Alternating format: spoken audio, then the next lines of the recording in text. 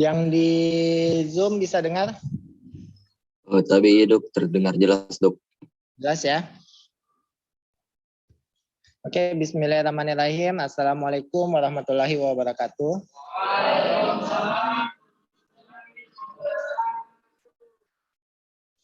Ya, saya hari ini ada 2 topik ya. Topik yang satu di IC mungkin kompetensi 2, jadi cuma tahu bagaimana mendiagnosa, jadi tidak perlu terlalu tapi kalau transfusi darah juga mungkin kalian sebaiknya harus tahu ya apa-apa saja komponen-komponen darah, apakah indikasinya, apakah efek sampingnya, dan bagaimana pengawasannya pada saat kita melakukan transfusi darah. Jadi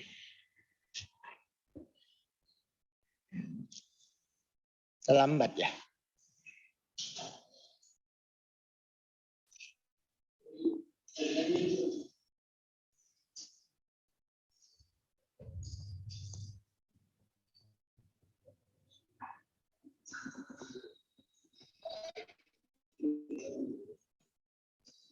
Kalau pakai anunya situ mungkin agak cepat kali ya.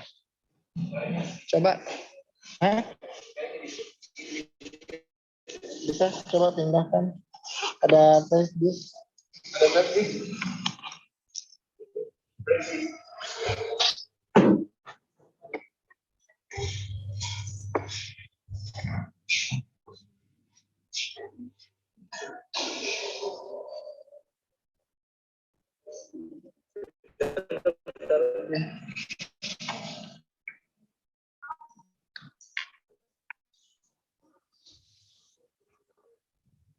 Eh, 29 giga.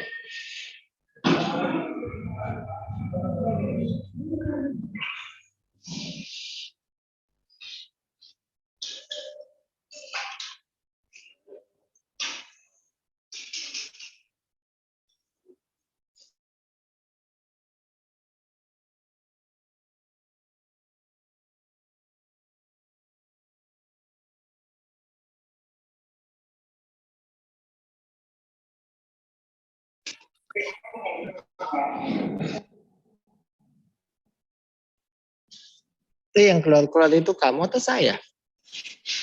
Kayaknya yang dari sini juga nih.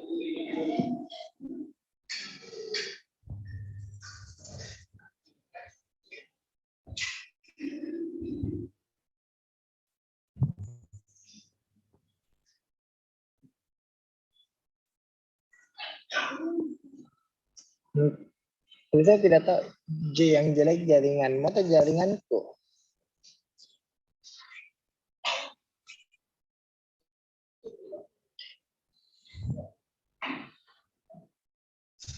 Kalau jaringanmu yang jelek ya pakai jaringanku.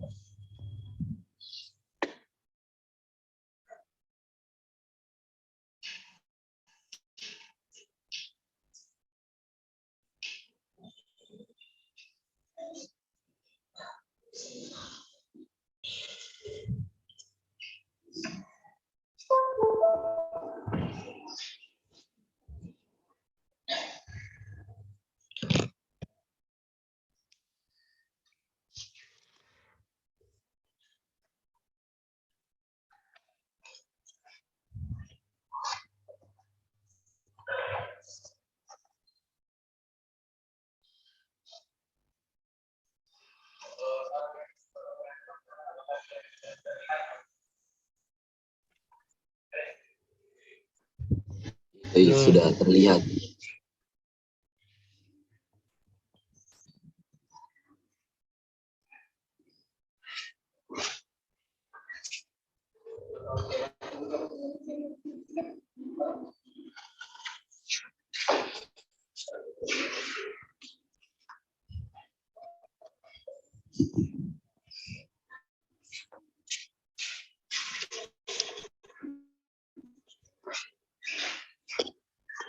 Oke, bismillahirrahmanirrahim. Assalamualaikum warahmatullahi wabarakatuh.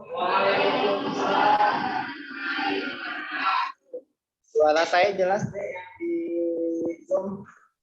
ABY, jelas dok. Jelas sekali atau jelas remang? Tapi dok, agak remang dok. Berarti saya harus begini. Tapi iya dok, jelas dok. Iya, jangan mau bilang jelas kalau tidak jelas. Tapi Saya dok, pengalaman mendengar pleno tidak jelas, tidak ada yang ya, jelas tapi ya. dok kalau yang sekarang jelas sekali dok. Karena kalau kau tidak mendengar jelas, buat apa saya pakai ini? Lebih baik saya pakai Zoomku saja sendiri kalau tidak jelas. Oke, jadi kita akan bahas ya mengenai transfusi darah. Jadi tadi transfusi darah, dulu slide share dulu, apa? Ya.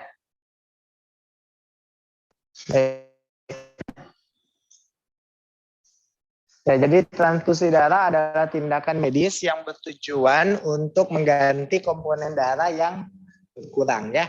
Jadi kita ketahui komponen-komponen darah itu ada berbagai macam ya. Bukan hanya dibilang kalau darah kita itu cuma darah tok ya. Tapi di dalam satu darah itu ada darah merah ya. Kemudian ada trombosit, ada plasmanya, ada sel darah putihnya, ada serumnya ya. Itu semua adalah komponen-komponen dari darah kita. Jadi ini adalah beberapa komponen-komponen transfusi darah yang bisa kita lakukan ya. Tapi dok. Ya. Tapi dok, mohon maaf dok, masih di slide pertama dok. Nah ini slide berapa? Tapi dok, sudah ganti slide dok. Oke. Nah loh.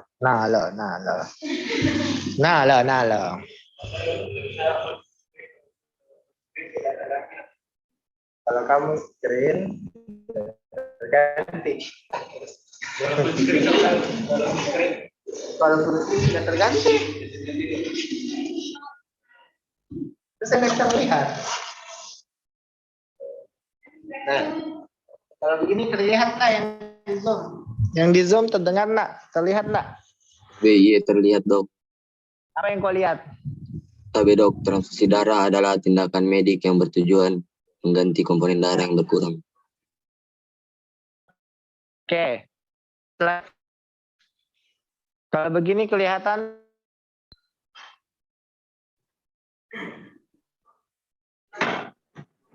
BY dok, pembuatan komponen darah dan derivat plasma dok.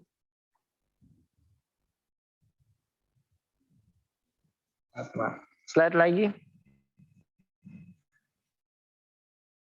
Sekarang. Tapi dok, komponen darah dok. Oke lah. Oke, balik. Ya oke.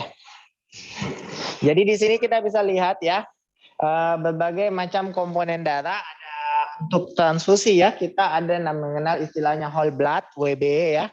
Ini darah utuh ya. Di dalam darah utuh ini ada terkandung darah merahnya, ada terkandung sel darah putihnya, ada terkandung trombositnya, dan ada plasmanya.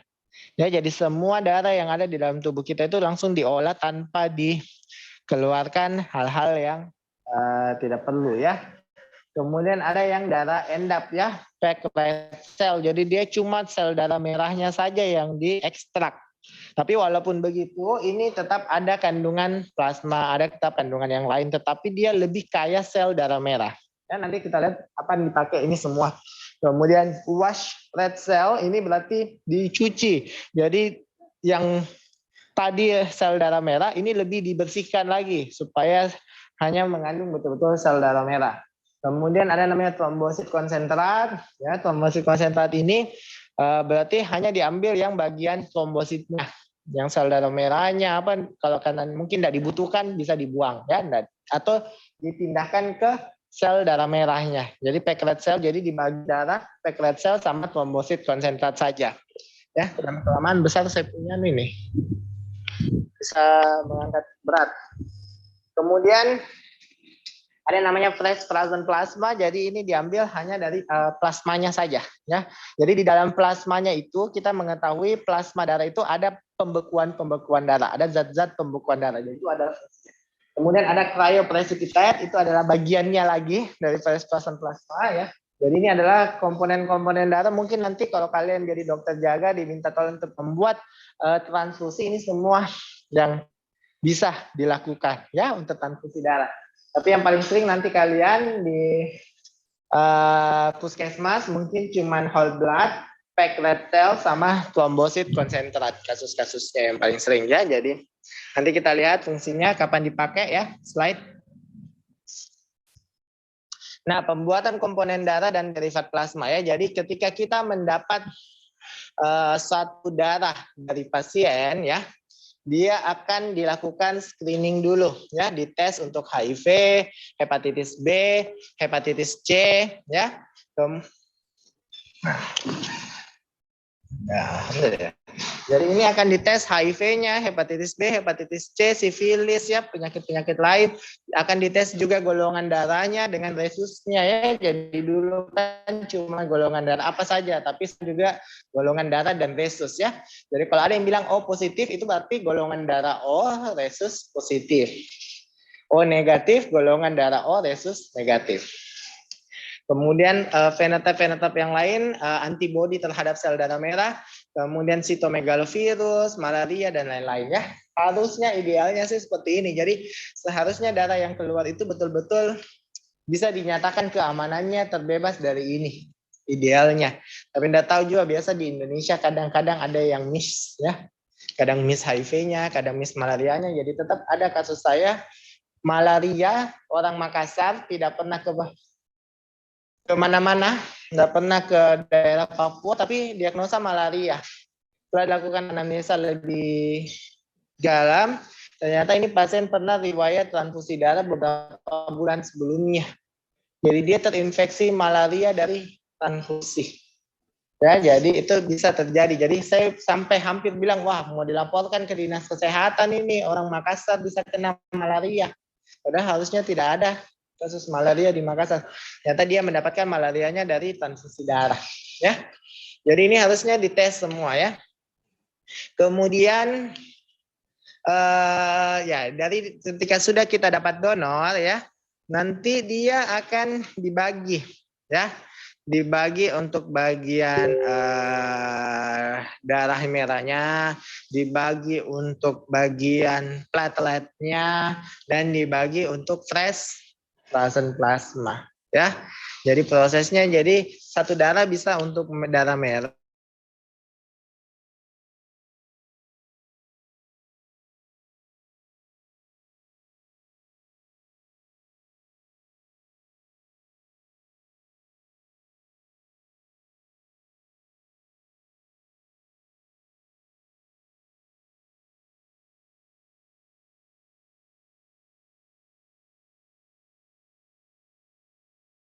cryoprecipitate ya, faktor 8. Jadi faktor, kalau untuk pasien-pasien yang kekurangan faktor 8 baru kita kasih cryoprecipitate ya. Ini biasanya kita kasih pada pasien-pasien dengan defisiensi faktor 8 atau pada pasien dengan gigitan ular, bisa ular ya. Jadi kalau kalian digigit ular, ada bisa terjadi DIC. Nah, itu nanti ada tempatnya untuk ini. Nah, dari yang darah merah ini kita bisa menjadi packed red cell ya, bisa lagi diolah menjadi ini wash red blood cell. Jadi ini aja yang kita biasa pakai, packed red cell, trombosit konsentrat, wash red cell, sama fresh frozen plasma, dan cryoprecipitate. Nah, sebenarnya frozen plasma sendiri, dari plasma darah kita itu terkandung plasma protein fraction, terkandung albumin, bisa diambil gamma globulin, bisa dijadikan IVIG, bisa dijadikan lipolyse faktor 8 dan lain-lainnya. Jadi banyak sekali sebenarnya kandungan yang bisa didapatkan dari darah. Kalau kita bisa olah itu semua. Tapi di PMI paling cuman beberapa hal yang bisa diolah ya. Slide. Jadi kita masuk ke satu persatu ya. Jadi kita masuk satu persatu ke dalam apa-apa saja komponen darah. Nah, sekarang kita masuk ke whole blood atau darah utuh ya. Jadi darah whole blood ini, di dalam whole blood biasanya dia satu kantong itu kurang lebih 350 ml darah ya, Bu. Jadi satu kantong itu isinya 350 ml, biasanya mengandung 63 ml larutan pengawet antikoagulan, dan kurang lebih 1 whole blood itu kadar Hb-nya kurang lebih 12 gram per desiliter atau hematokrit 35-45%. Nah, dalam whole blood ini tidak terdapat faktor koagulasi labil atau faktor 5 dan faktor 8. Indikasi biasanya kita berikan pada pasien-pasien dengan pendarahan akut ya atau hipovolemi. Jadi darahnya terlalu banyak keluar dengan semua, kan kalau orang hipovolemik semua darahnya keluar. Jadi biasanya diganti dengan whole blood. Ya, diganti juga dengan whole blood. Jadi ini biasanya sering dipakai untuk pasien, untuk dokter bedah, dokter obgyn atau dokter anestesi. Ya di sini biasa kita ada dokter penyakit dalam juga berdebat, akan dia lebih kita butuh platelet cell-nya, kita lebih butuh ininya, tapi mungkin mereka juga punya pertimbangan, mereka membutuhkan komponen-komponen darah yang lain ya, tapi kita harus ingat bahwa whole blood ini sangat harus berhati-hati karena dia bisa memiliki resiko yang lain ya, karena semua komponen darah ada di situ, terutama plasma. Nah, plasma ini kita ketahui bisa menjadi reaksi, bisa merupakan benda asing bagi tubuh donor ya. Jadi dia bisa memiliki reaksi alergi yang lebih tinggi, reaksi transfusi yang lebih tinggi bila masuk whole blood dibandingkan dengan yang lain. Ya, kita harus hati-hati seperti itu. Jadi kontraindikasi adalah risiko overload cairan misalnya pada anemia kronik dan gagal jantung. Jadi pasien yang HF, hati-hati kita berikan whole blood karena banyak cairan, banyak plasma dan lain-lain. Jadi ini sangat berhati-hati. Ya, sebenarnya tidak kontraindikasi absolut, tapi ya tetap harus sangat berhati-hati kalau memang ada kontraindikasi. Atau dia lagi CHF, udah paru, baru kamu mau kasih whole blood, pilihlah mungkin yang lain. Ya, mungkin platelet cell saja atau apa. Oke, slide. Nah, resiko infeksi karena jadi ini dia bersifat tidak steril ya. Banyak komponen di dalamnya, jadi bisa ada kuman dan lain-lain, jadi sangat beresiko untuk infeksi. Jadi dapat menularkan infeksi pada eritrosit atau plasma yang tidak dideteksi pada pemeriksaan rutin ya. Ini contoh pemeriksaan rutin ya, HIV-1, HIV-2 ya, hepatitis dan lain-lain. Kalau penyakit-penyakit lain karena tidak di screening, jadi dia bisa lolos. Kalau whole blood, dia biasanya disimpan di PMI pada suhu 2-6 derajat Celcius. Oh ya, kalau suhu 2-6 derajat Celcius dapat terjadi perubahan komposisi akibat metabolisme sel darah merah ya. Kemudian maksimal penyempatan whole blood di bank darah selama 3 minggu ya. Jadi kita sebaiknya menyimpan, kalau disimpan ini 2-6 derajat Celcius, karena kalau disimpan pada suhu ruangan maka akan terjadi metabolisme sel darah merah tersebut. Kalau disimpan di bank darah dengan suhu begini maksimal hanya 3 minggu. Ya, harus segera ditransfusikan 30 menit setelah keluar dari tempat penyimpanan. Jadi kalau keluar dari penyimpanan kulkas atau apa, dia harus masuk ke tubuhnya manusia itu dalam waktu 30 menit, karena kalau tidak nanti darahnya rusak ya. Golongan darah harus sesuai ya, ABO dan rhesus kompatibel, dilarang memasukkan obat-obatan ke dalam kantong darah. Waktu transfusi maksimal 4 jam. Jadi kan biasa itu kalau kamu lihat di rumah sakit, di dalam infus biasa kita kasih masuk obat, kadang kasih masuk antibiotik, kadang kasih masuk vitamin dan lain-lain ya. Tapi kalau darah jangan sambil bilang biar sekalian obatnya masuk ya, transfusinya masuk, obatnya juga dikasih masuk di dalam kantong darah itu. Jadi tidak boleh. Jadi sebaiknya kalau memang memasukkan obat, ya entah nanti darahnya dihentikan dulu yang masuk, baru kasih masuk obatnya dulu dengan waktu singkat, kemudian baru darahnya dijalankan kembali. Seperti itu lebih gampang ya. Slide, sudah ya? Mana balik. Ya, waktu transfusi maksimal 4 jam. Jadi jangan satu darah ditransfusi lama sekali baru. Dari misalnya saya visit jam 9. Besok pagi saya visit, loh kok masih terkampung ini yang pertama, itu nggak boleh ya. Maksimal darah satu ke darah yang lain adalah 4 jam. Jadi walaupun kita memperlambat tetesan infus, darah harus masuk dalam waktu 4 jam maksimal. Slide.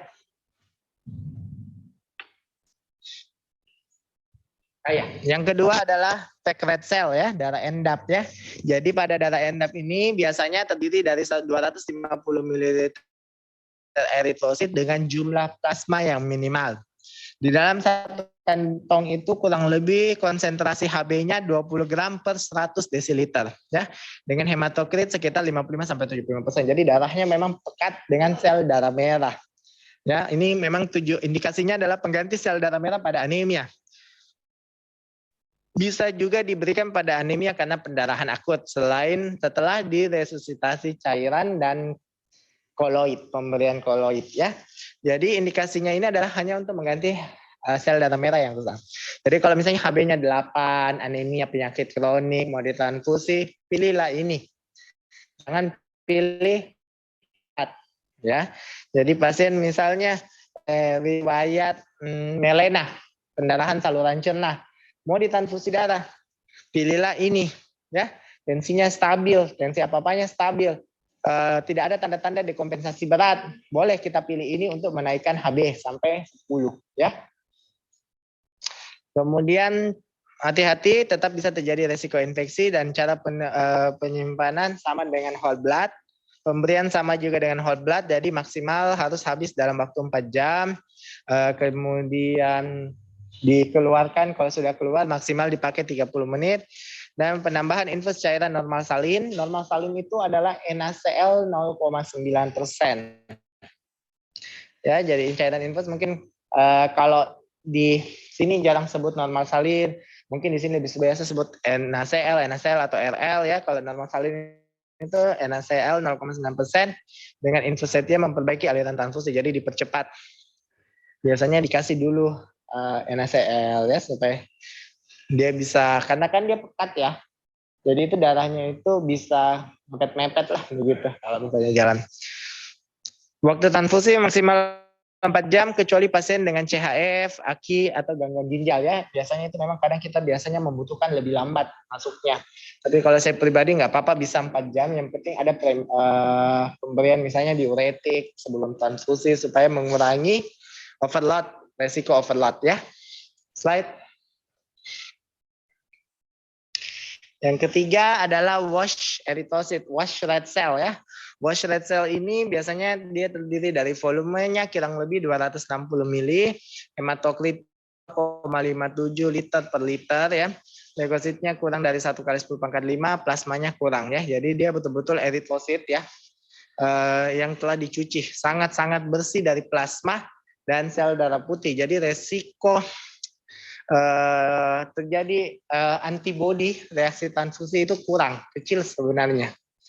Jadi transfusi masif pada neonatus sampai usia kurang dari 1 tahun, karena pada neonatus itu kan mungkin masih bisa terjadi antibodi terhadap ibu ya, makanya itu sering terjadi juga itu anak yang berbeda resus bisa terjadi kuning ya, antibodinya ada terhadap ibunya, jadi bisa perlu transfusi sebagai begitu.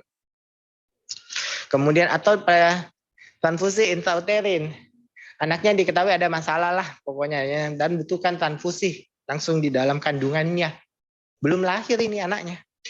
Sekarang canggih kan, bisa sudah operasi sejak janin masih di dalam uterus sebelum lahir.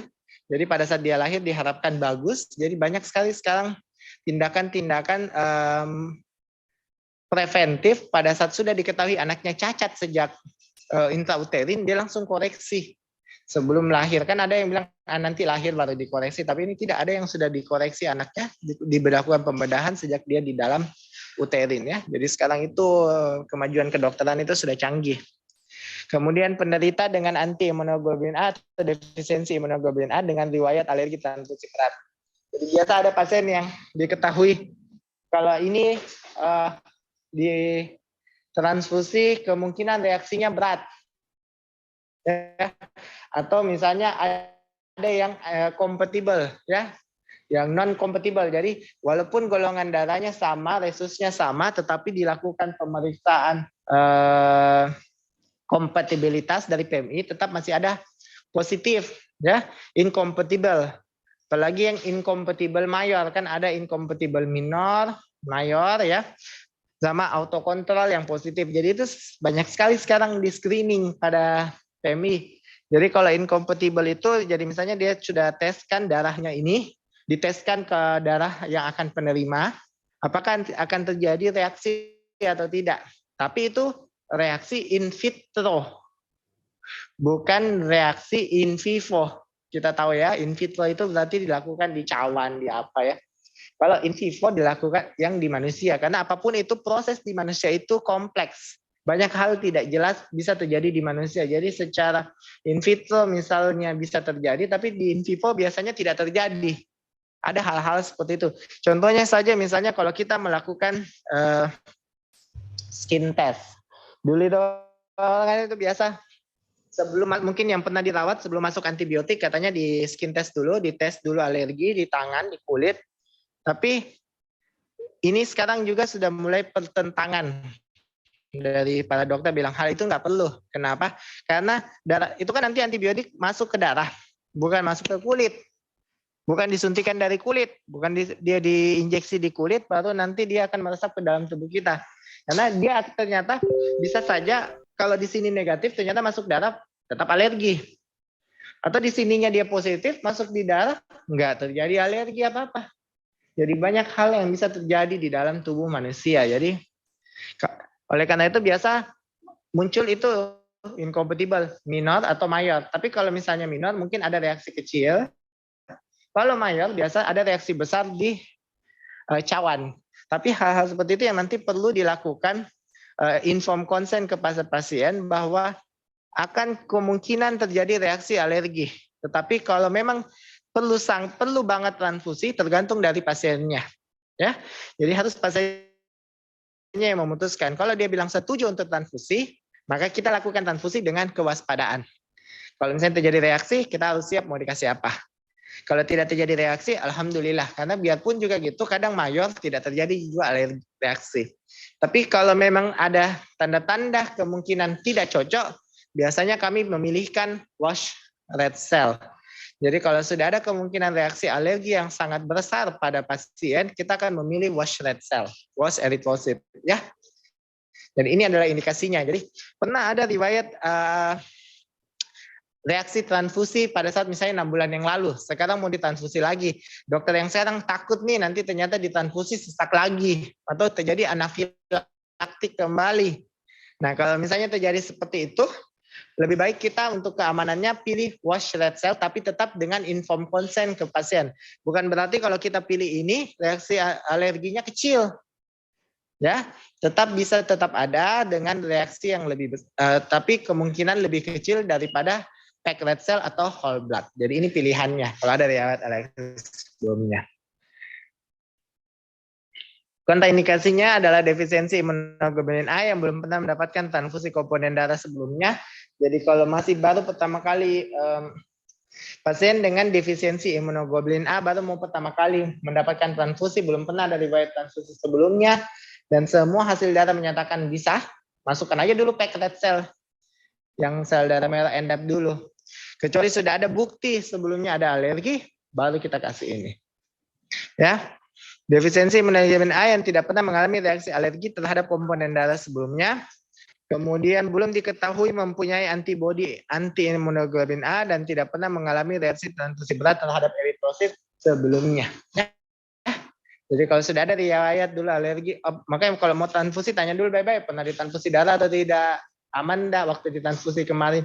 Dulu waktu transfusi menggigil dok, mungkin masih reaksi ringan. Tapi dulu waktu transfusi dok saya sampai turun tensi saya, sesak napas, bahkan dibilang hampir lewat. Nah itu hati-hati ya. Mungkin bisa kita pilih ini sebagai pilihan komponen darah yang akan ditransfusi. Slide. Kemudian yang berikutnya adalah TC. Nah, ini biasanya dipisahkan dari whole blood dan mengandung trombosit minimal 55 kali 10 pangkat 9. Untuk kandungannya tetap ada eritrosit, tetap ada leukosit, ya biar bagaimanapun alat yang kita peroleh itu tidak dari alat itu, mesin itu tidak bisa kita dapat sangat-sangat banyak trombosit dan tetap pasti ada eritrositnya, pasti ada leukositnya ya, biar bagaimanapun jadi tetap bisa berisiko untuk terjadi reaksi alergi tetap ya. Kemudian indikasinya adalah perdarahan akibat trombositopenia. Jadi ada perdarahan, ada trombositopenia, kasih transfusi trombosit. Gitu ya. Jadi pada pasien demam berdarah dengue ya, DHF, demam, trombosit 40.000, 40.000, ada mimisan, ada gusi berdarah secara spontan. Pilihan terapi kita adalah trombosit, transfusi trombosit ya. Karena jangan sampai terjadi pendarahan akut yang lebih masif ya dan tidak bisa berhenti. Bisa juga karena pencegahan ya sebagai profilaksis. Tapi syaratnya kalau mau sebagai profilaksis bisa kurang dari 10.000 ya akibat gangguan sumsum tulang. Ini pada ITP misalnya ya. ITP atau anemia aplastik atau apapun itu yang membuat produksi trombositnya memang rendah sehingga trombositnya bisa di bawah 10.000. Kalau di bawah 10.000 lebih baik untuk pencegahan kita transfusi trombosit dulu sampai naik-naik sedikit. Ya, walaupun tidak ada pendarahan tapi di bawah 10.000 transfusi trombosit. Kalau dengan gangguan sumsum tulang karena memang dia produksi trombositnya tinggi, tapi kalau 40.000 tidak ada pendarahan, baru dia ITP atau dia anemia aplastik, mungkin kita tidak transfusi trombosit karena tidak ada pendarahan dan tidak beresiko untuk pencegahan. Atau bisa pada yang kurang dari 50.000 pada orang yang mau menjalani operasi. Ya, mau operasi apa? Kurang 50.000 transfusi trombosit sebelum operasi supaya pada saat operasi tidak terjadi pendarahan. Apalagi kalau operasinya sito ya. Kalau operasinya non sito mungkin disuruh perbaiki dulu trombositnya. Tapi kalau yang operasinya sito itu artinya gawat darurat. Sekarang kalau ditelepon operasi harus sudah operasi dalam waktu maksimal 6 jam. Jadi kalau yang operasi sito trombositnya 48.000 kita biasanya transfusi dulu trombosit. Seperti itu. Tapi itu biasanya penyakit dalam yang ngurus, tenang bukan kau. Kau paling sampai demam berdarah saja. Jadi kau sebagai dokter harus tahu kapan mentransfusi pasien demam berdarah, ya. Jadi biarpun 80.000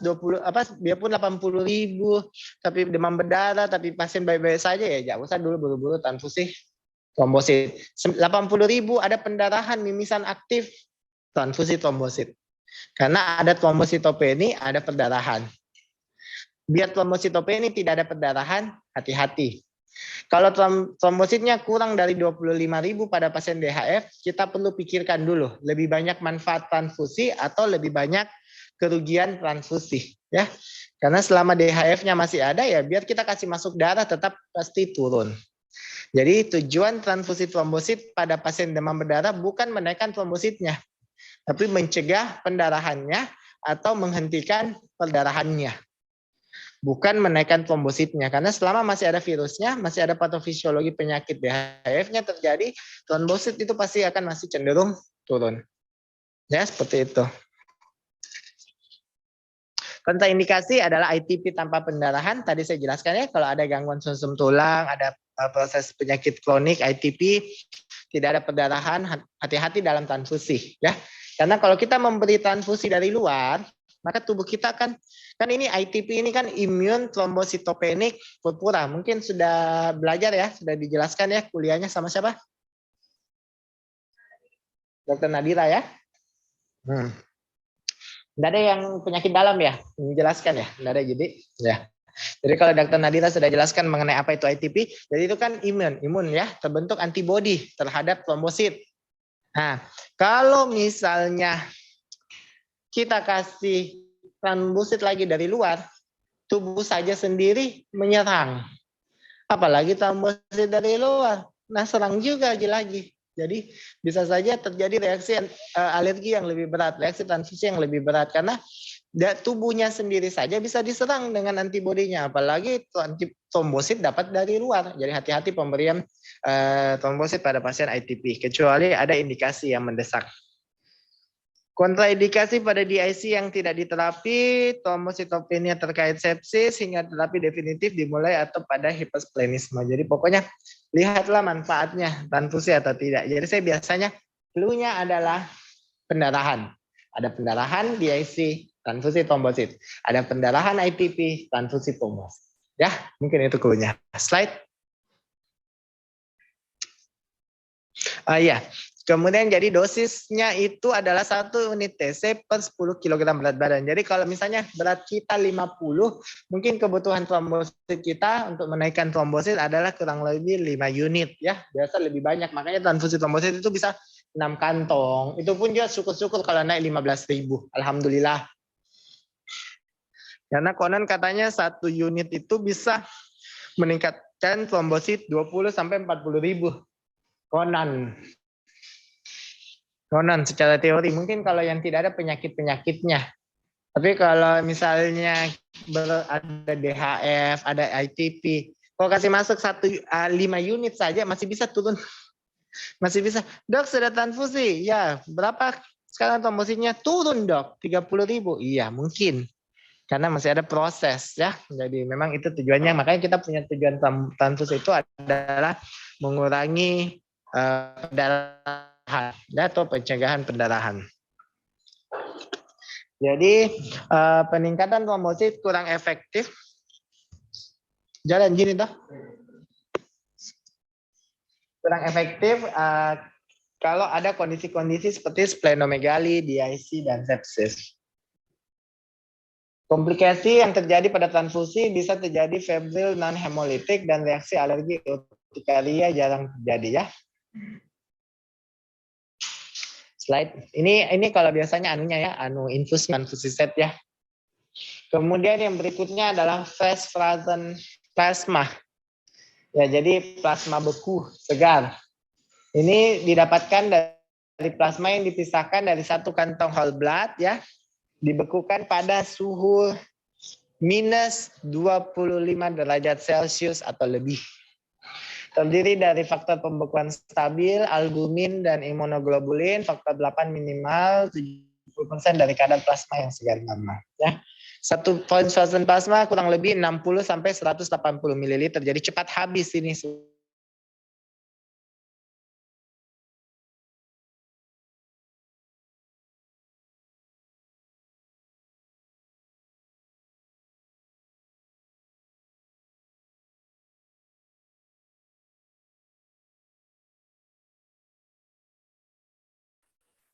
Oh,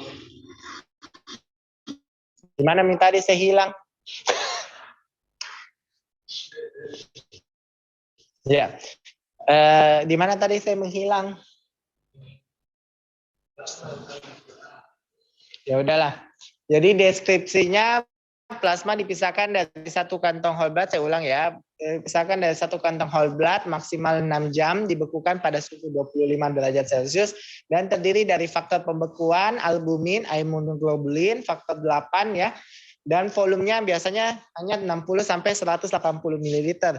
Jadi ini satu kantong itu jumlahnya mungkin sekitar 150 saja, jadi kecil sekali, sedikit saja masuk. Jadi kalau kita transfusi ini jangan terlalu lama ditinggalkan karena cepat habis. Transfusi habis, transfusi satu kantong habis ya. Dosis awal biasanya 10 sampai 15 ml per kilogram berat badan. Jadi kalau berat kamu 60 kg, jadi kemungkinan kita membutuhkan 600 ml FFP. Jadi kalau 160 atau sampai 600 sampai 900 ml FFP kita butuhkan, berarti kita butuhkan FFP kurang lebih sekitar, karena dia terdiri dari 150 kurang lebih, mungkin kita butuh sekitar 4 lah. 4 kantong untuk satu orang minimal. Minimal ya, ini dosis awal, jadi minimal. Berarti masih bisa ditambah. Jadi slide.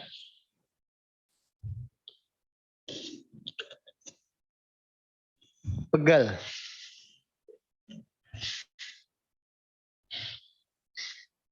Jadi reaksi alergi akut dapat terjadi dengan pemberian cepat, jarang terjadi reaksi anafilaktik berat. Ya, alhamdulillah jarang ya terjadi reaksi anafilaktik dengan pemberian FFP. Hipovolemia bukan suatu indikasi. Jadi kalau dia pendarahan akut ya, baru kau mau kasih transfusi, baru kau pilih FFP, itu salah total. Jadi orang misalnya kecelakaan lalu lintas, pendarahan akut, HB-nya turun, baru kau pilihkan FFP, berarti itu salah. Ya. Tetap kita harus pertimbangkan ABO kompatibilitas untuk menghindari resiko hemolisis dan diberikan segera setelah towing dengan alat transfusi darah standar. Kemudian faktor koagulasinya labil, cepat terdegradasi, dan berikan maksimal 30 menit setelah towing. Jadi kalau sudah dikasih keluar dari tetap harus masuk dalam waktu 30 menit ya. Disimpan pada suhu minus 25 derajat Celcius atau lebih, bisa disimpan sampai 1 tahun. Jadi kalau simpan minus 25 bisa sampai 1 tahun ya. Jadi lama. Tapi sayangnya cepat habis di PMI. Susah ini kali ini. Cepat habis. Lebih banyak dapat sel darah merah daripada flash frozen plasma. Karena banyak kebutuhannya. Satu kantong darah pun belum, whole blood pun belum tentu bisa mendapatkan satu flash frozen plasma. Biasanya digabung. Baru sekali membutuhkan langsung 4, 5, 6.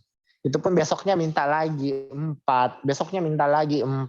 Satu kali pemberian itu bisa minta begitu. Untuk satu pasien. Jadi cepat habis ya. Sebelum digunakan harus ditaruh dalam air 30-37 derajat di bank darah. Suhu yang lebih tinggi akan merusak faktor pembekuan dan protein. Jadi itu sebenarnya, jadi kalau kita menggunakan mau menggunakan darah, memang kan kita suhunya kita stabilkan dulu. Makanya pernah itu kita dengar BD di rumah kita pernah, saya masih dapat dulu di rumah sakit sebelum mau dipakai itu darah. Kalau sudah keluar dari bank darah, dia bilang dihangatkan dulu, dihangatkannya dikasih masuk dikit supaya hangat. Tapi sekarang udah enggak lagi, jadi disimpan saja di suhu ruangan. Nanti dia kalau sudah turun, baru dikasih masuk. Ya. Dan jangan terlalu panas. Oleh karena itu pada pasien demam, ya, ini saya kasih ingat, pada pasien demam hati-hati memberikan transfusi darah. Kalau demamnya sampai 39, 40 derajat Celcius, bahwa kita mau transfusi, itu bisa membuat darah yang masuk itu rusak. Makanya kalau kita memasukkan darah pada pasien yang demam, tunggu dulu demamnya turun. Kalau demamnya sudah, kita berikan dulu paracetamol atau pemberian apa, supaya demamnya turun, baru nanti kita masukkan darahnya. Begitu caranya. Jadi kalau bilang, dok masih demam dok, kasih masuk darahnya, tunda dulu. Kasih turun dulu demamnya, kasih dulu obat. Sudah berapa sekarang suhunya? Misalnya sudah 37, 36,8. Oke, masukkan saja darahnya. Supaya dia tidak rusak. Jadi alasannya kenapa darahnya ditunda masuk kalau demam, karena supaya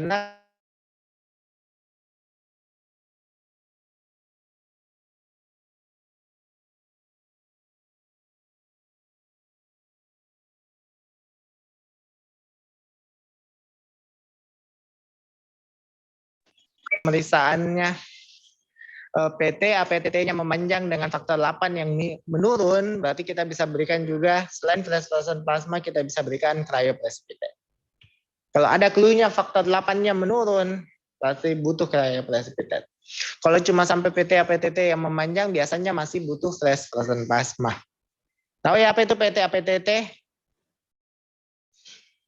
Sudah belajar toh? Proton beam time sama PTT? Hah? Masa sudah belajar hemofili, sudah belajar. Ya faktor intrinsik kan itu jalur toh. Tapi bisa dinilai. Jadi PT itu lebih utama menilai faktor intrinsik. APTT menilai faktor ekstrinsik. Jadi kalau PT-nya yang memanjang berarti masalahnya dari pembekuannya seperti misalnya dari hati. Ya biasa di situ kita kasih vitamin K. Kalau APTT-nya yang memanjang berarti ada faktor koagulasinya yang terganggu. Ya, terutama seperti ini faktor 8 dan lain-lain. Makanya biasa ada tempat pemberian, kalau APTT yang memanjang PT-nya normal, kita nggak kasih vitamin K. Tapi kita kasih transfusi FFP untuk menormalkan ya. Jadi diberikan segera setelah towing. Jadi intinya semua kalau darah sudah keluar dari bank darah sebaiknya dipakai pada suhu pada saat langsung 30 derajat Celcius. Ya. Bukan sih sebenarnya kalau keluar dari bank darah dia masih pakai kan dalam cooling box, jadi masih diharapkan masih bertahan suhunya, jadi masih bisa di bawah-bawah. Tapi kalau sudah dikeluarkan dari cooling box di suhu ruangan, berarti itu diharapkan dipakai dalam waktu 30 menit. Jangan lagi kok masih jalan-jalan dulu ke mall. Karena ambil darahnya mungkin berdekatan dengan Moratu Indah. Itu tempat donor, jadi untungnya tidak ada ambil darah di Moratu Indah. Coba kalau ada ambil darah di Moratu Indah juga, bisa-bisa darahnya terlambat semua sampai ke rumah sakit. Jalan-jalan dulu, makan dulu ya, habis. Oke, slide.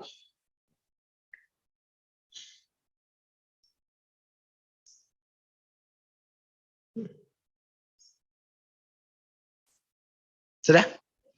Ya, reaksi transfusi akut ini adalah reaksi transfusi ya. Jadi ketika kita lakukan transfusi, hati-hati terhadap reaksi transfusi. Kalau yang akut bisa terjadi ini yang mengancam nyawa, hemolitik akut, infeksi bakteri kontaminan dari alat yang terkontaminasi, jadi makan alatnya. Ada TRALI, ada TACO. TRALI adalah transfusion related acute lung injury.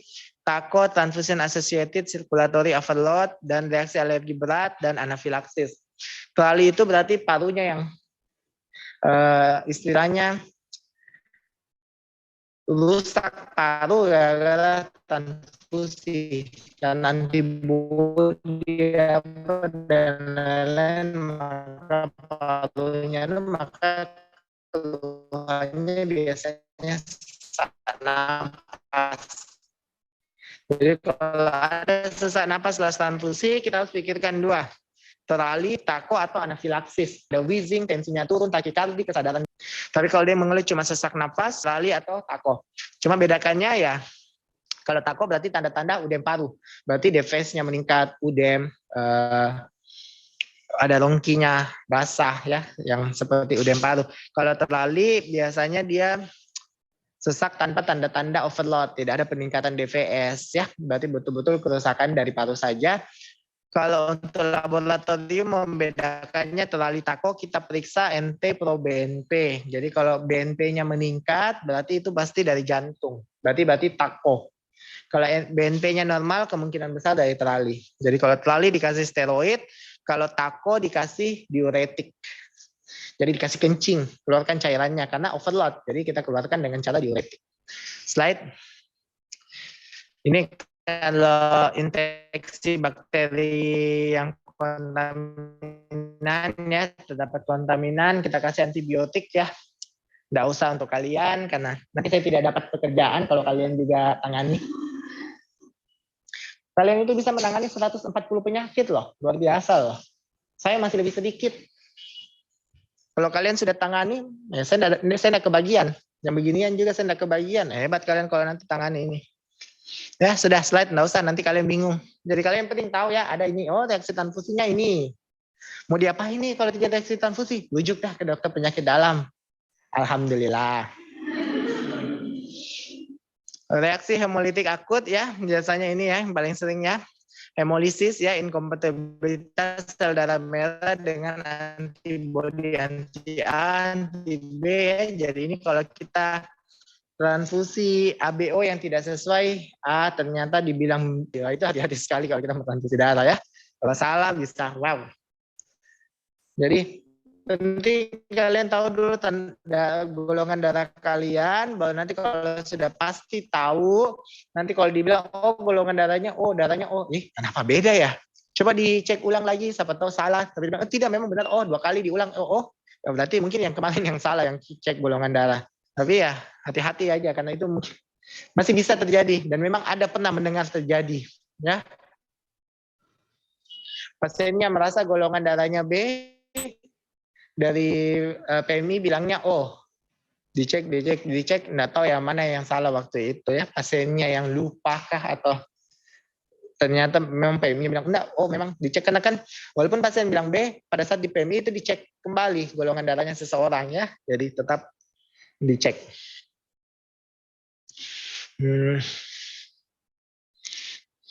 Jadi kalau misalnya terjadi reaksi hemolitik, reaksi transfusi itu selalu terapi utama adalah stop transfusi.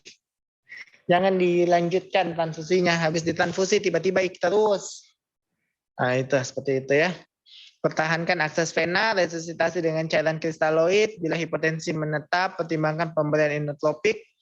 Periksa sampel dan kultur darah dari kantong darah, laporkan ke bank darah dan rujuk ke ruang perawatan akut ICU bila diperlukan. Oke, slide. Kalau terjadi infeksi bakteri kontaminan ya, sering pada platelet konsentrat ya, biasanya pada TC Ya, ini sering terjadi ya, karena biasanya kalau TC itu kan disimpan pada suhu standar 22 derajat Celcius, berarti pada suhu ruangan. Sedangkan kalau sel darah merah kan disimpan pada suhu yang lebih dingin, jadi pertumbuhan bakteri agak lambat ya, biasa seperti itu. Kemudian mikroorganisme yang tersering adalah Staphylococcus epidermidis, aureus, bacillus, E. coli, dan lain-lain. Ya, slide. Yang penting itu kalian tahu infeksi, habis itu terali, ini gejala 6 jam setelah transfusi timbul sesak napas dan batuk non produktif, ada hipotensi, hilangnya volume sirkulasi, dapat timbul demam ya, ada monositopenia atau neutropenia, baru pada foto toraks seperti gambaran ARDS seperti udem paru ya. Diagnosa banding akut lung udem karena gagal jantung ataupun alo non kardiogenik. Ya ini alo akut lung udem ya, slide. Atau ya tako yang kita sebut ya. Terali ini dirawat di ICU, tetapi sama seperti ARDS, hindari diuretik ya. Jadi kalau tako kita kasih diuretik, kalau terali kita tidak boleh kasih diuretik. Kontraindikasi. Steroid masih diragukan penggunaannya, melaporkan kasus tali di bayang darah. Jadi kalau terjadi terali lebih banyak berdoa sebenarnya dokternya. Karena biar steroid saja masih kontroversi. Ya, artinya tidak ada khusus ya penanganan yang lebih anu. Jadi kita cuma memperbaiki hemodinamik, memperbaiki palunya dengan intubasi, kasih ventilator supaya dia stabil. Mudah-mudahan nanti palunya kembali normal baru dilepas kembali. Slide. Tako ya, akibat udem paru biasanya karena terlalu cepat transfusi atau memang ada penyakit jantung atau penyakit ginjal sebelumnya. Kemudian dia terjadi sesak, takipneu, peningkatan DVS, ada rongki pada basal, frothy pink sputum. Jadi kalau batuk ada keluar darah sedikit warna pink ya, berlendir warna pink. Kemudian ada hipertensi dan takikardia. Terapi stop transfusi, terapi medis standar, oksigen dan diuretik. Gampang sekali sih kalau tako, yes. Kasih diuretik membaik, alhamdulillah. Tapi kalau terlalu dikasih diuretik mati. Gampang dah. Kalau tako itu gampang bagi saya. Setiap transfusi satu kantong darah dapat diberikan diuretik, misalnya furosemid 20-40 mg pada kondisi anemia dengan disertai gangguan jantung. Jadi itu makanya ini juga pertanyaan yang sering nanti kalau kalian jadi dokter atau kalian sendiri kalau mau transfusi pasien, selalu tanya ke dokter spesialisnya. Dan premedikasinya apa? Nanti mungkin begitu kalian dengar. Premedikasi, jadi sebelum masuk transfusi mau dikasih obat apa? Karena ada yang khawatir alergi, biasa dikasih difenhidramin sama dexamethasone. Kalau takut ada reaksi alergi. Kalau takut terjadi overload, kita biasanya kasih furosemid. Ya. Kalau saya pribadi, saya tidak selalu memakai premedikasi. Usia muda kayak kalian butuh transfusi. Transfusinya premedikasinya apa? Transfusi saja. Kalau terjadi reaksi, baru kita kasih antihistamin, baru kita kasih dexamethasone. Kalau misalnya tidak terjadi reaksi, ya jangan dikasih itu. Kalau saya, ya, tapi tidak tahu dokter-dokter lain. Karena sampai saat ini tidak ada konsensus atau guideline apapun tentang premedikasi untuk transfusi. Pemberian obat sebelum transfusi, karena katanya juga kalau kita misalnya kasih misalnya steroid, antihistamin, itu malah menyamarkan kalau terjadi reaksi alergi. Seharusnya tidak cocok transfusinya, tapi karena dikasih itu jadi dianggap cocok tapi hanya sementara. Tapi nanti setelah beberapa jam reaksinya obat hilang, reaksinya akan muncul karena darahnya sudah masuk semua. Sedangkan beda kalau darahnya baru mau masuk ternyata sudah terjadi hemolisis atau yang berat, maka itu yang kita harus hati-hati. Ya, hati-hati pemberian reaksi. Sama seperti karena sudah nyanyian nih, pokoknya semua mau transfusi kasih dexa, steroid. Ternyata ini orang ditransfusi karena pendarahan saluran cerna. Kamu kasih dexamethasone, pendarahan saluran cerna malah tambah perdarahan. Seperti itu. Jadi harus hati-hati ya. Tapi kalau furosemid ya ini biasa saya kasih pada orang tua untuk mencegah overload atau ada gangguan ginjal sedikit, saya kasih juga untuk mencegah overload. Kalau ada dibilang istilah orang tua, gangguan jantung, ada gangguan ginjal, bisa dikasih furosemid untuk pencegahan. Ya, oke, slide.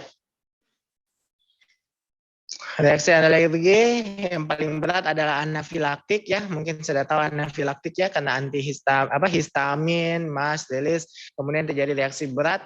Ini berupa sesak, nyeri dada, mual muntah, hipotensi, bronkospasme, ödem periorbital, laring. Jadi seperti orang digigit tawon, seperti orang makan kacang, langsung tiba-tiba sesak. Itu namanya anafilaktik.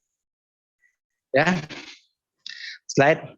Terus kalau anafilaktik itu yang sekarang mungkin kalau biasa aja, jalan-jalan cita-cita baik, tapi terjadi anafilaktik langsung meninggal dengan cepat. Kalau tidak diobati dengan cepat ya. Jadi mungkin kalau pernah nonton film apapun itu yang bilang anafilaktik, terkena kacang langsung mati ya. Bisa seperti itu ya. Kalau sebenarnya tata laksananya kan gampang kalau anafilaktik. Kasih epinefrin, adrenalin ya. Jadi di luar negeri itu karena mereka alerginya banyak, mereka punya epinefrin, adrenalin dalam bentuk pulpen kayak orang pakai insulin. Orang-orang yang beresiko anafilaktik mereka pegang itu selalu di dalam kantongnya, di dalam tasnya ada selalu itu. Orang yang punya alergi berat dia sudah punya itu selalu kayak insulin di bawah-bawah. Namanya EpiPen, epinefrin pen. Jadi EpiPen itu kalau misalnya terjadi sesak tiba-tiba habis makan, wah ternyata ini makanannya mengandung kacang, langsung sesak di kantor, dia langsung tusukkan epinefrinnya. Kayak orang pakai insulin, dia tusuk.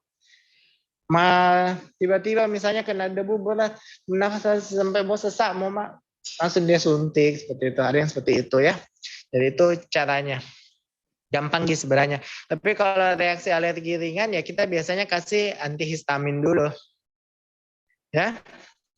Antihistamin secara ringan, clofenilamin, IV pelan atau IM bila tidak ada trombositopenia. Kalau di sini mungkin tidak ada clofenilamin ya, yang ada difenhidramin.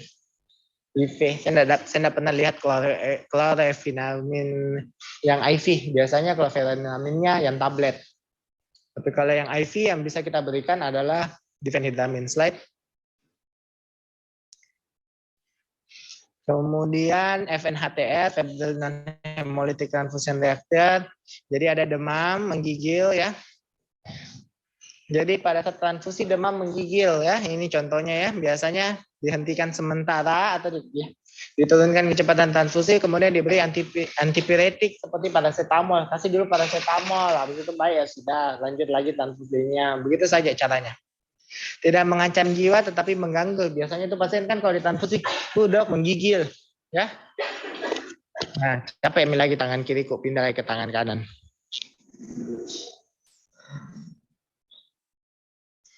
Oke, slide. Nah, jadi ini kalau terjadi reaksi transfusi ya, stop the transfusion and call a doctor. Kemudian measure temperatur apa dan lain-lain. Kita lihat apakah dia ringan atau berat.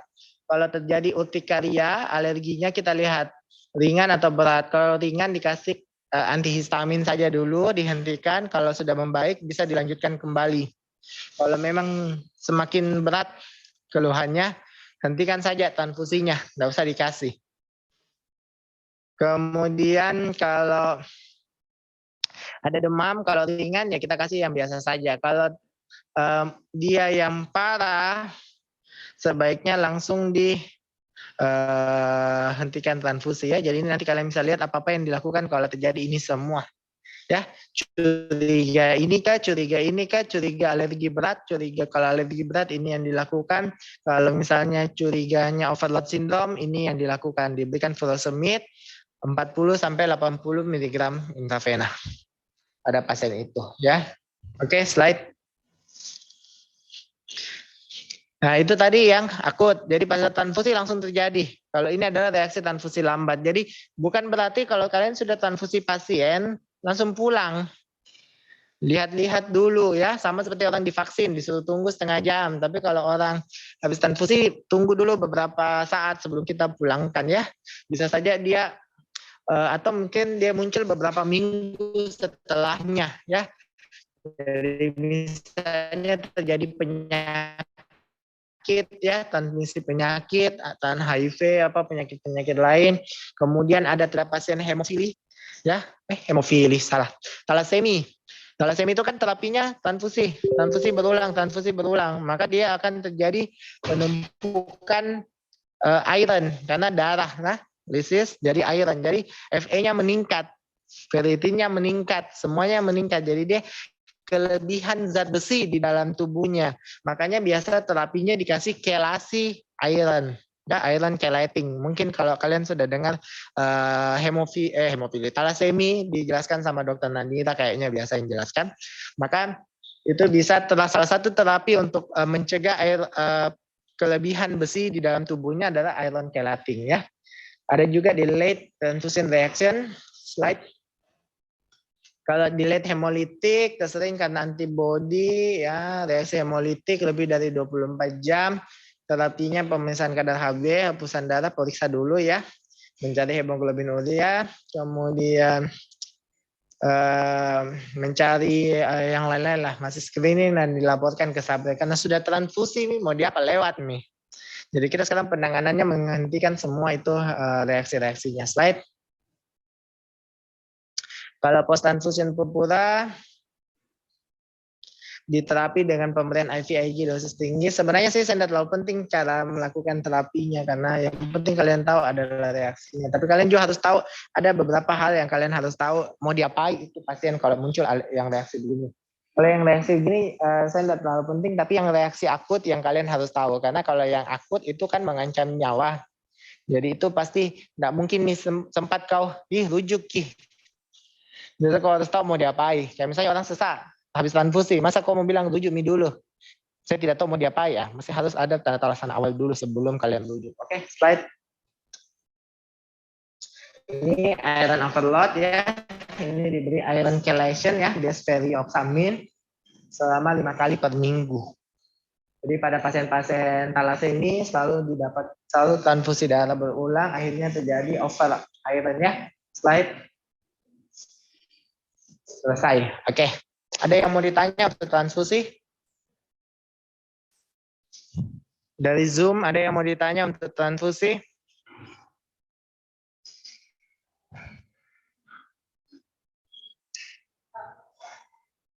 Dari sini ada yang mau tanya? Jam berapa?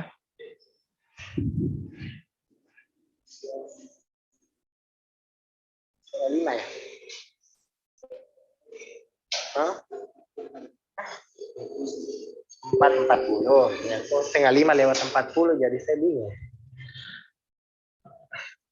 Lanjut nih deh, supaya cepat saja. DIC cepat deh. Yang penting transfusi, makanya saya kasih itu dulu awalnya kalau DIC.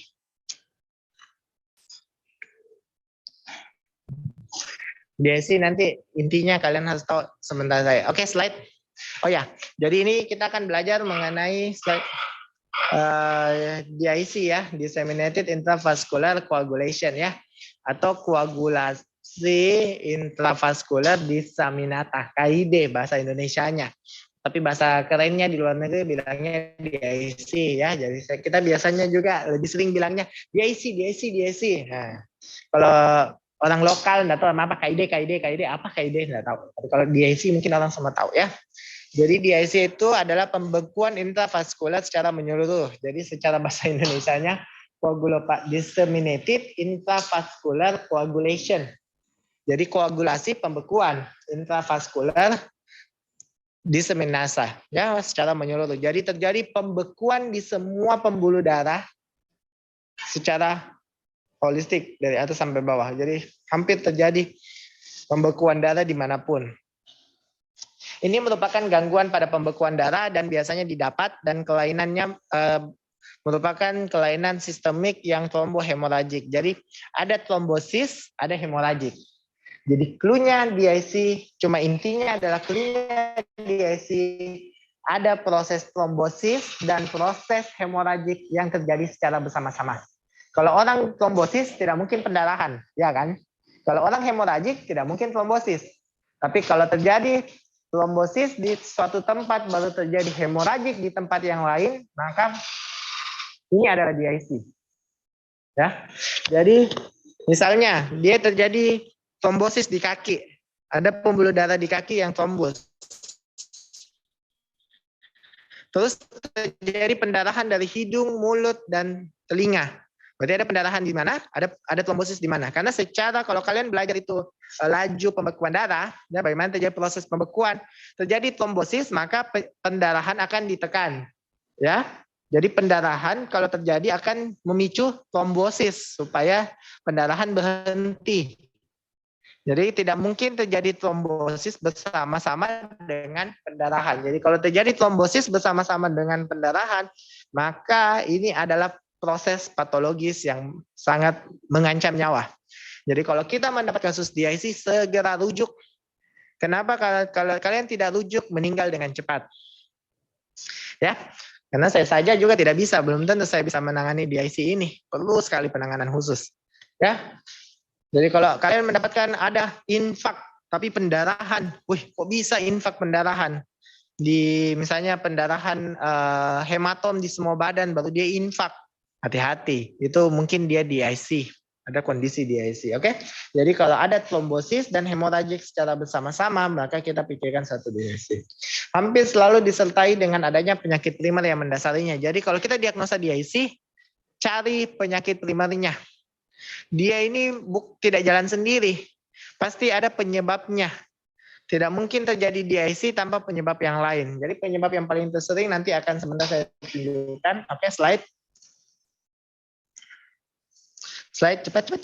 Nah, DIC adalah suatu sindrom yang ditandai dengan adanya pendarahan akibat trombin bersirkulasi dalam darah pada daerah tertentu. Dasarnya adalah pembentukan pembekuan darah dalam pembuluh-pembuluh kapiler diduga karena masuknya tromboplastin jaringan ke dalam darah. Akibat pembekuan ini terjadi trombositopenia, pemakaian faktor-faktor pembekuan darah, dan fibrinolisis. Jadi intinya pertama, sebelum terjadi DIC yang masif, dia terjadi pembekuan darah dulu. Dia trombosis dulu, pembekuan darah, ada sesuatu yang memicu terjadi trombos, ya. Platelet dipakai karena untuk menghentikan pendarahan kita butuh trombosit, ya kan? Jadi semua trombosit dipakai. Ayo menuju ke sana, ada serangan, ayo trombosit, serang di sana. Oke, masuk semua trombosit sana. Kita butuh bantuan, ayo serang, terus trombositnya semakin lama habis. Jadi awalnya biasanya dari trombositosis, naik dulu trombositnya, nanti lama-kelamaan dia akan menjadi trombositopenia. Karena konsumtif koagulopati. Jadi konsumtif, jadi dipakai semua trombositnya, akhirnya trombositnya akan menurun. Semakin lama akibat trombosit yang menurun, maka akan terjadi defisiensi. Karena dia tadi semua selalu berusaha menutupi itu trombosisnya, maka akan terjadi proses pembekuan. Akhirnya terjadi proses fibrinolisis yang berlebihan. Terjadi proses fibrinolisis yang berlebihan, maka akan terjadi perdarahan di kemudian hari. Jadi dari proses trombus akan terjadi trombosis, akan terjadi pendarahan di mana-mana. Kan seharusnya gitu. Trombusnya akan dihancurkan oleh fibrinolisis sehingga dia lancar lagi. Tapi ini berlebihan, saking berlebihannya terjadi trombosis, maka tubuh kita juga akan menghancurkan itu juga dengan banyak. Tapi karena berlebihan juga akhirnya nanti fibrinolisisnya, maka akan terjadi fibrinolisis. Akan terjadi perdarahan yang banyak, ya. Slide. Jadi etiologi proses, jadi ini kalau kita adalah proses yang mengancam nyawa karena dia bisa menyebabkan hipoksia, asidosis, nekrosis jaringan, shock, dan kerusakan endotel, ya. Slide. Ini adalah etiologi dari DIC, ya. Jadi biasanya karena infeksi yang berat, ya. Kalau ada sepsis, infeksi yang berat di DHF yang banyak, infeksinya terlalu berat, atau misalnya malaria berat, ya bisa terjadi DIC. Pokoknya infeksi yang berat bisa terjadi DIC. Pneumonia yang berat bisa terjadi DIC. COVID berat bisa terjadi DIC. Ya, semua banyak. Kemudian trauma masif yang jelas. Jadi habis kecelakaan lalu lintas. Kecelakaan lalu lintas yang terbentur mungkin dadanya. Tapi tiba-tiba terjadi hematom di kakinya. Tiba-tiba dia kencing darah. Terdapat ruptur pada ginjal atau apa. Ternyata diperiksa trombositnya menurun. PTA-PTT-nya memanjang. Itu adalah contoh DIC. Keganasan, ini yang paling sering juga ya, ada tumor. Jadi pasien kanker paling banyak meninggal karena di IC. HMD, penyakit hemolymph membran disease yang berat, asfiksia berat, gigitan ular. Nah ini ya.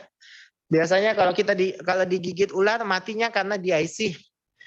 Toksinnya paling cuma untuk melumpuhkan saraf, tapi matinya biasanya karena di IC. Dibawa ke rumah sakit masih hidup kok, tapi setelah 1 minggu mati di rumah sakit. Kenapa? Karena di IC. Luka bakar yang luas, ya bukan cuma luka bakar bikin memasak, kena aduh gini langsung DSI, tidak. Ini untuk orang yang misalnya terbakar semua badan 60%, 80% ke atas. Nah, itu bisa meninggalnya kalau tidak karena infeksi sekunder dari luka bakar itu, meninggalnya karena di IC. Jadi kalau ada di IC mati biasanya. Giant hemangioma, vision, cedera kepala ya yang berat, reaksi transfusi hemolitik. Slide. Jadi kalau kita menemukan pasien di IC, kita pastikan ada penyakit dasarnya apa. Oh, satu lagi sebenarnya ada gangguan hati yang berat ya. Gangguan hati yang berat juga bisa menyebabkan di IC. Ini sudah belajar ya, jadi intinya adalah ketika terjadi trombus ya, trombus ya akan dihancurkan oleh fibrinogen untuk dia lisis kembali ya. Intinya kan gitu. Kalau ada trombin, jadi ketika ada proses luka di mana maka akan terjadi adesi platelet untuk terbentuknya trombus untuk menutupi luka itu. Nah, nanti tubuh akan berusaha merangsang fibrinogen untuk menghancurkan trombus itu sampai dia hilang kembali, kan? Sudah ditutup, dihancurkan trombusnya. Tapi ini masalahnya trombusnya terjadi di mana-mana. Tubuh kita juga akan kompensasi membentuk fibrinogen di mana-mana. Terpakai semua fibrinogennya. Maka nanti patofisiologinya karena fibrinogen terpakai di mana-mana, trombosit dipakai di mana-mana, maka dia trombositnya menurun, fibrinogennya juga akan menurun. Itu intinya. Jadi fibrinogen menurun, habis, maka tapi terpakai di mana-mana, tapi sudah terlanjur terjadi perdarahan. Slide. Jadi trombin akan memecahkan fibrinogen hingga terbentuk fibrinopeptidina dan fibrin monomer ya. Ini fibrin ini yang beredar dalam sirkulasi akan membentuk trombus dalam mikrovaskuler sehingga mengganggu aliran darah dan menyebabkan terjadinya iskemia perifer dan berakhir dengan kerusakan organ. Jadi kalau terjadi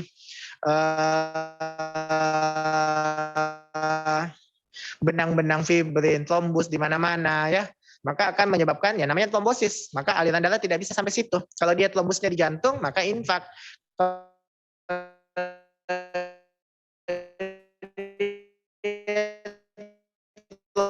Trombusnya di aliran darah ginjal, maka ginjalnya juga akan terjadi stroke. Trombusnya di mata, maka dia jadi gangren.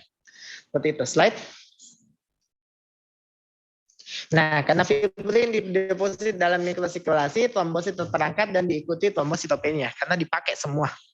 Ya. Kemudian plasmin beredar dalam sirkulasi dan memecahkan ya. Jadi dia berusaha memecahkan itu semua trombus-trombus itu, maka akan terbentuk fibrinogen degranulation product. Jadi kayak istilahnya mau dipecahkan, ayo hancurkan, pak. Jadi pecahan-pecahan kacanya itu akan dibaca sebagai FDP. Makanya pada pasien di IC akan didapatkan FDP yang meningkat. Jadi tadi kita sudah lihat ya, trombositnya menurun, fibrinogennya menurun, FDP-nya meningkat. FDP nama lainnya nanti yang akan kalian kenal sebagai D-dimer. Mungkin kalau pada pasien COVID kalian akan dengar namanya D-dimer. Nah itu D-dimer itu sebenarnya FDP, fibrinogen degranulation product. Ya,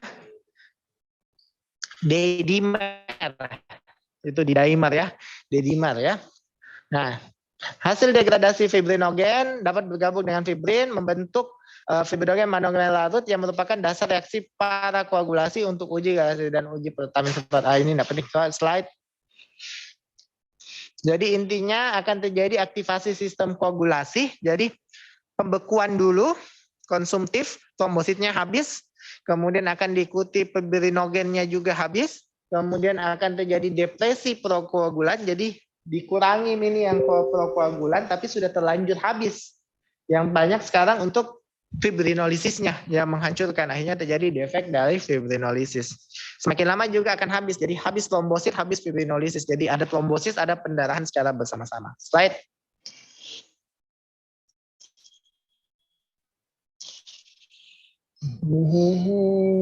Nah, sudah, jangan nanti tahu bingung. Slide. Yang penting-penting saya. Ini, nah, jadi plasmin adalah satu enzim proteolitik global yang mempunyai afinitas yang sama terhadap fibrinogen dan trombin ya. Plasmin efektif menghancurkan faktor 5, 8, 9, 10 ya. Kemudian akan menghancurkan fibrin dan menghasilkan D-dimer ya. Fibrin ikat silang merupakan sel akhir sistem koagulasi, yaitu fibrin yang tidak larut karena diaktifkan oleh faktor 13 alfa, 13A. Bila D-dimer positif berarti terjadi fibrinolisis sekunder yang secara klinis menunjukkan adanya trombosis atau DIC. Ya, seperti itu tadi ya. Jadi saya bilang kalau ada yang mau dihancurkan maka akan terjadi FDP yang meningkat, maka terlihat D-dimernya akan meningkat. Jadi D-dimer menunjukkan adanya proses trombosis di mana tubuh kita berusaha menghancurkan trombosis itu. Jadi semakin tinggi D-dimer maka semakin tinggi proses trombosis itu. Yang bahaya itu ada trombus, tapi D-dimer tidak meningkat. Artinya tubuh kita tidak berusaha untuk menghancurkan trombus itu. Nah, tapi kalau ada trombus peningkatan D-dimer berarti sudah ada kompensasi. Tapi kalau ada trombus tidak ada D-dimer yang meningkat berarti tidak ada kompensasi tubuh, hati-hati. Ya, slide.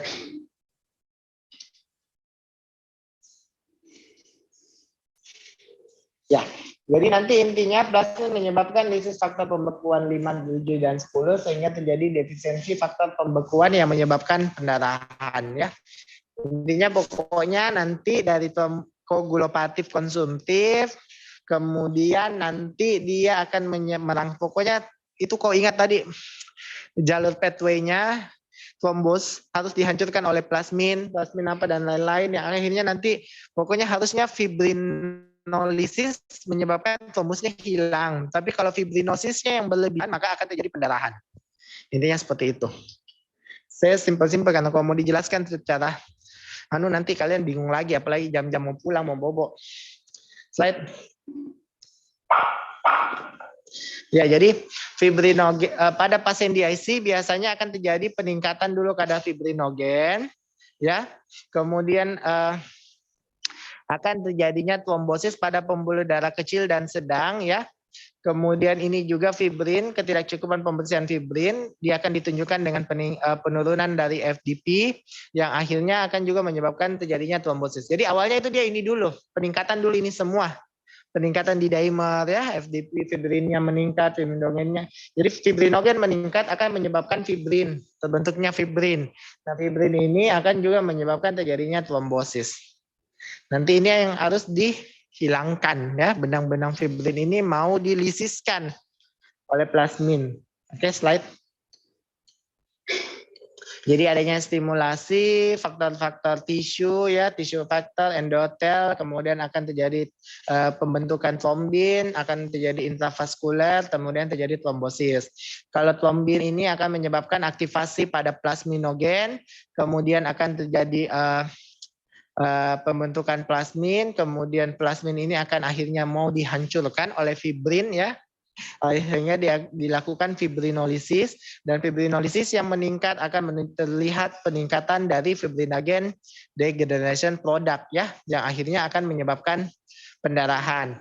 Dan kita tahu lagi kalau terjadi konsumtif pola platelet yang berlebihan akan menyebabkan terjadinya trombositopeni, yang kalau trombositopeni sendiri juga akan menyebabkan terjadinya perdarahan. Jadi akan terjadi proses trombosis akibat trombin yang meningkat. Kemudian akan terjadi proses pendarahan juga. Akibat trombin akan merangsang aktivasi plasminogen yang akhirnya akan meningkatkan fibrinolisis yang akhirnya akan terjadi pendarahan.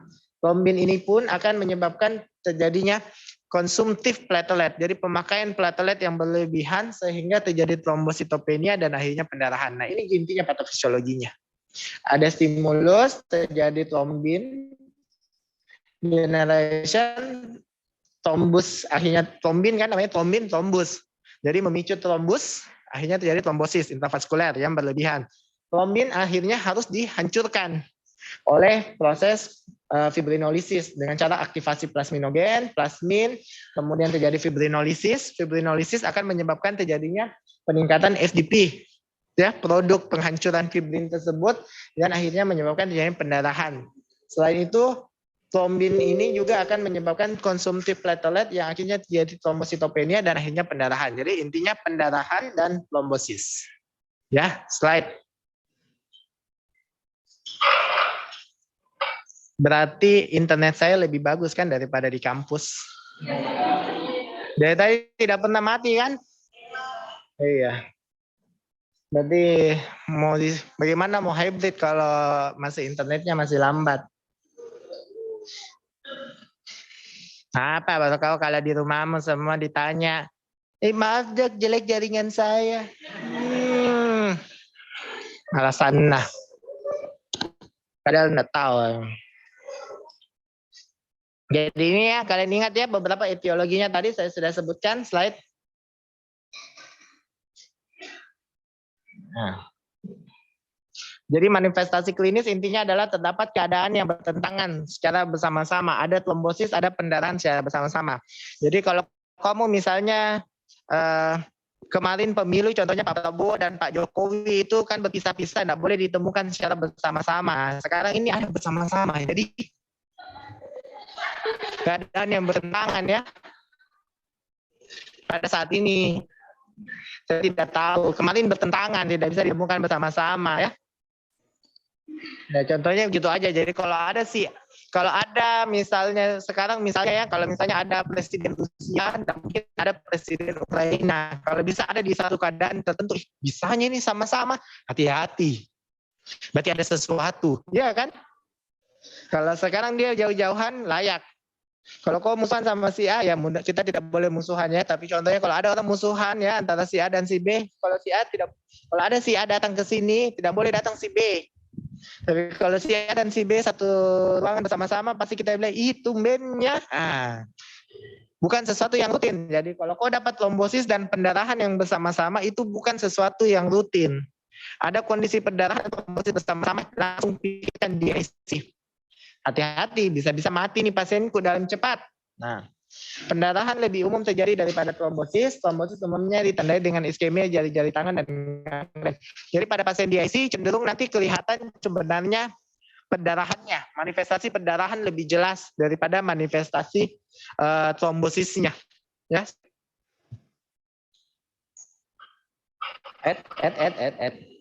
Belum. Ini ada pemeriksaan yang kalau kita curiga DIC, anamnesa, pemeriksaan fisik. Yang penting adalah pemeriksaan trombosit, PT, APTT, thrombin time, fibrinogen, ya, slide. Nanti itu ada yang namanya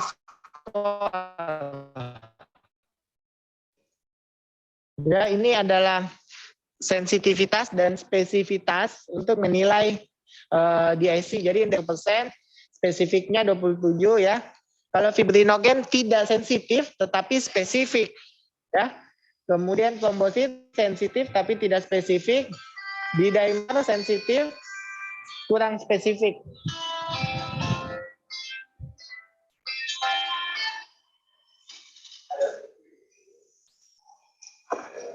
Ya.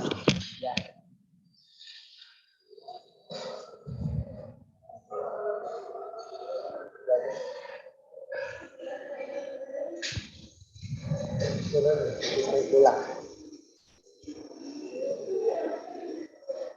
CA 2x1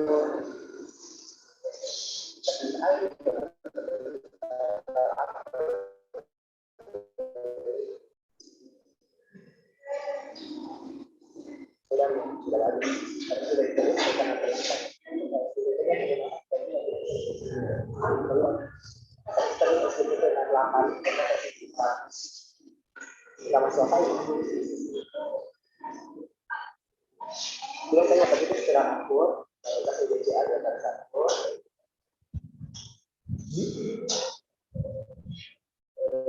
Ya 2x1 cuma 2x1.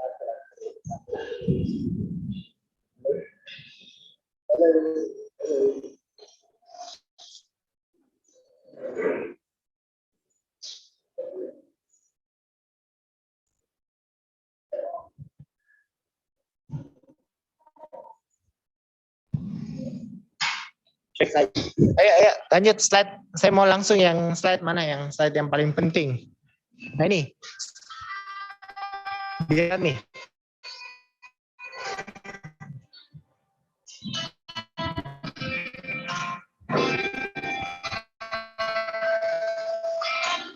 Kasih nih Pak Puno. BCA langsung ke Humas dan tangani ini dari tenaga ya.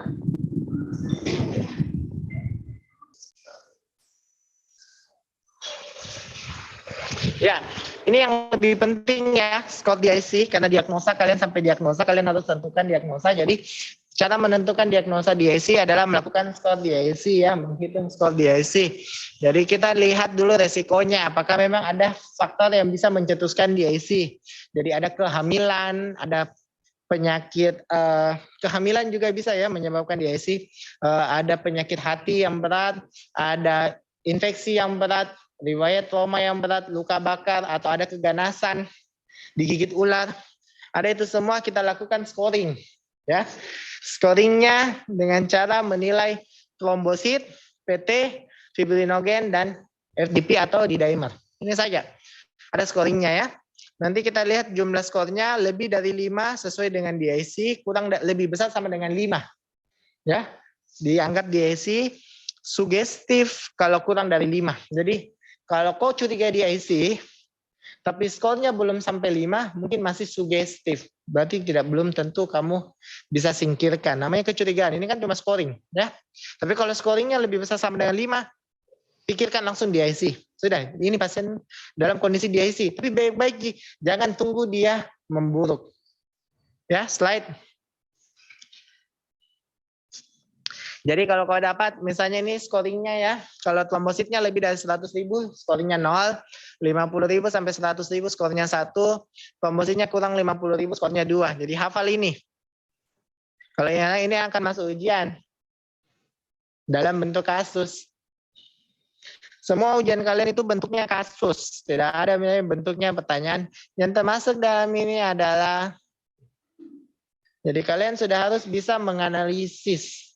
Pasien masuk dengan keluhan pendarahan. Pada pemeriksaan didapatkan ini, pada pemeriksaan fisik didapatkan ini, dan pada laboratorium didapatkan ini.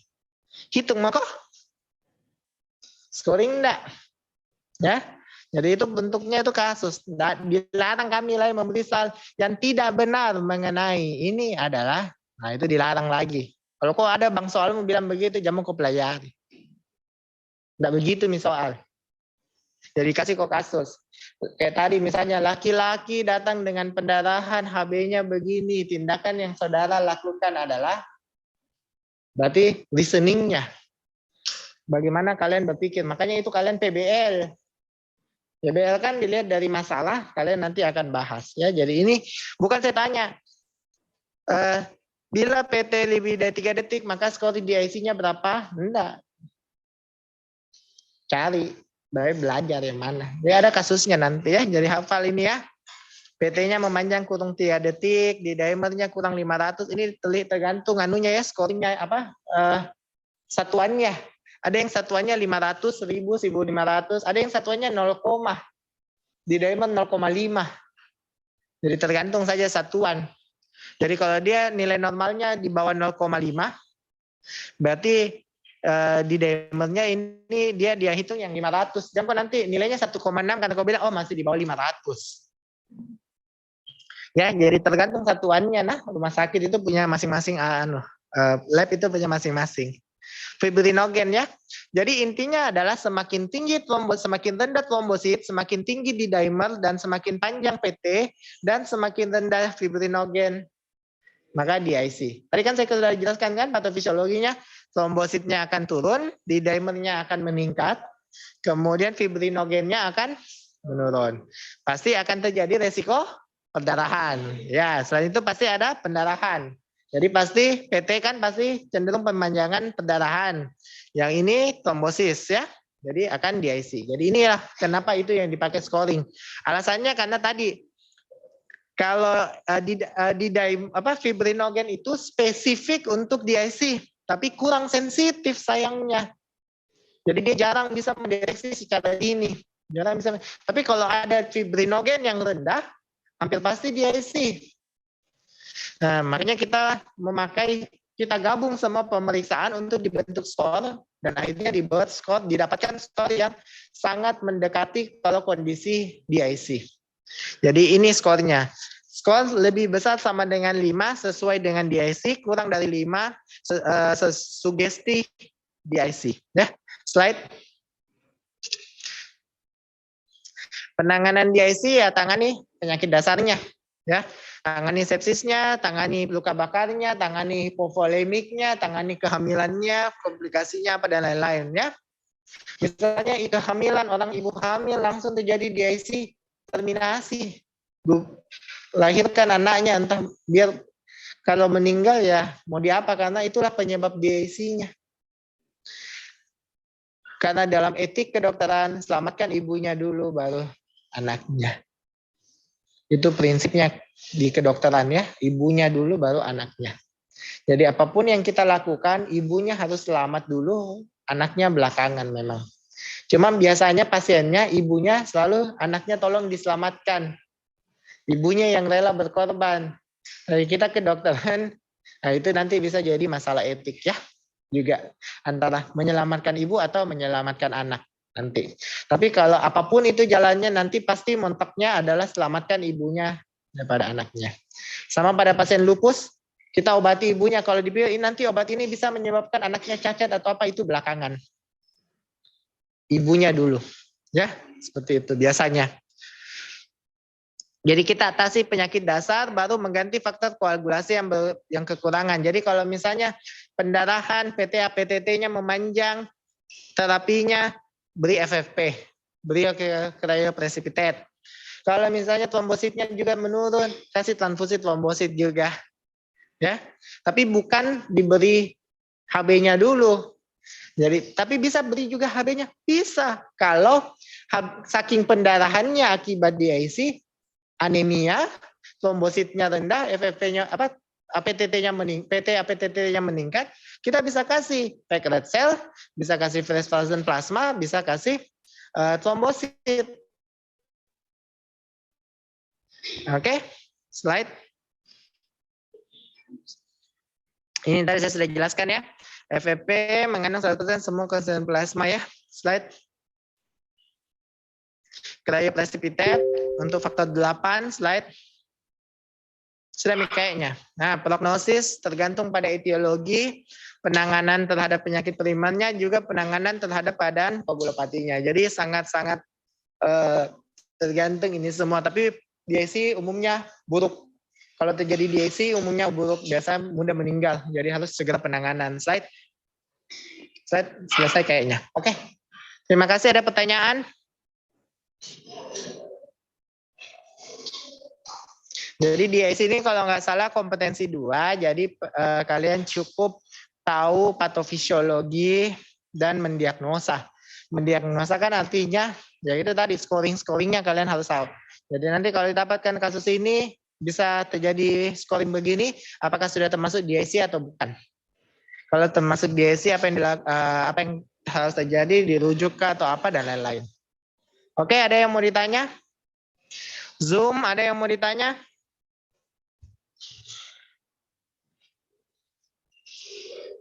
Tidak ada? Kalau tidak ada, kita akhiri saja kuliah kita. Terima kasih atas perhatiannya. Wassalamualaikum warahmatullahi wabarakatuh.